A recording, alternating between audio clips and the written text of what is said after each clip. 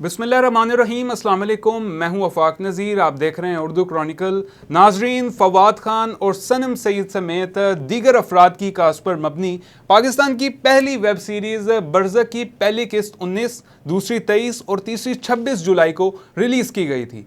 पाकिस्तान और इंडिया की मुश्तरका प्रोडक्शन में बनने वाली इस सीरीज़ को इंडियन चैनल जी ज़िंदगी ने यूट्यूब पर नशर किया था, मगर रिलीज़ के बाद से ये सीरीज़ मुसलसल तनाज़ात का शिकार हो गई थी।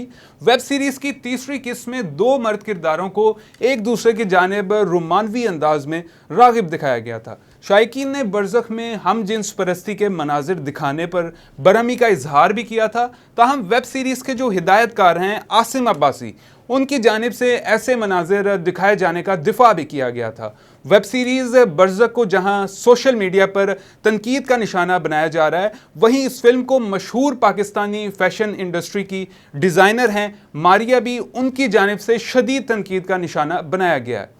मारूफ फैशन डिज़ाइनर मारिया बी ने पाकिस्तानी हिदायतकार आसिम अब्बासी की जानिब से भारतीय स्ट्रीमिंग वेबसाइट के लिए बनाई गई वेब सीरीज़ बरज़क की कहानी और उसके किरदारों पर शदीद तनकीद करते हुए पाकिस्तानी वालिदैन से ये मुतालबा किया है कि वो वेब सीरीज़ के ख़िलाफ़ उठ खड़े हों।